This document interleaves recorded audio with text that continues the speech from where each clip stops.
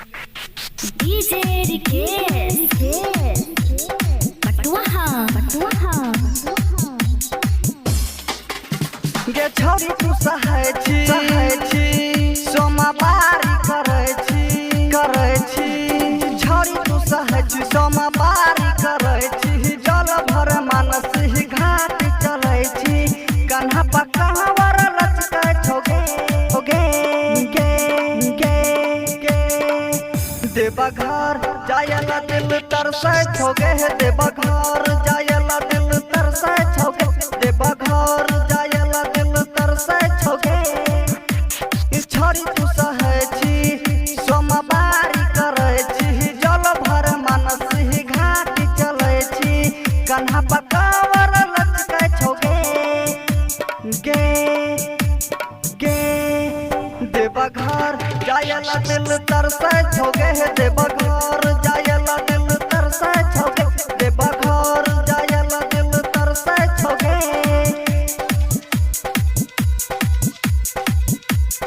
DJ Rikesh पटुआ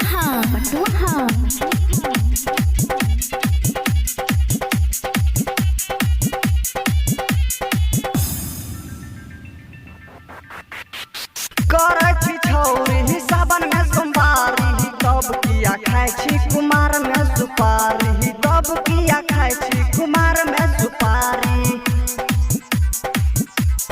करै छी छौरी सावन में सोमवारी तब किया खाइ छी कुमार में सुपारी तब किया खाइ छी कुमार में सुपारी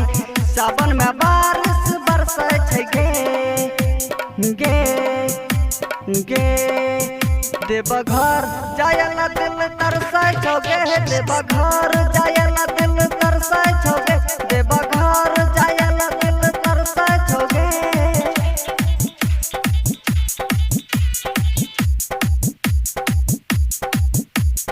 इलाका किसी का भी हो धमाका डीजे रिकेश का ही होगा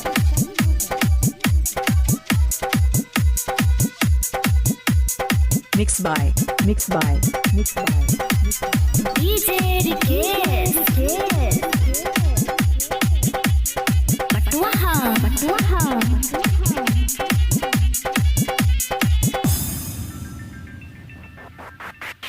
खाइ छी छौरी भंगिया के गोला राइटर गुड्डू जप भोला राइटर गुड्डू जप भोला जप भोला जप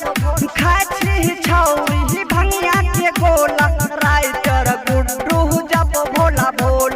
राइटर गुड्डू जप भोला प्रेमी मन्नू के दिल धड़कै छोगे गे देवघर जायला दिल तरसै छोगे देवघर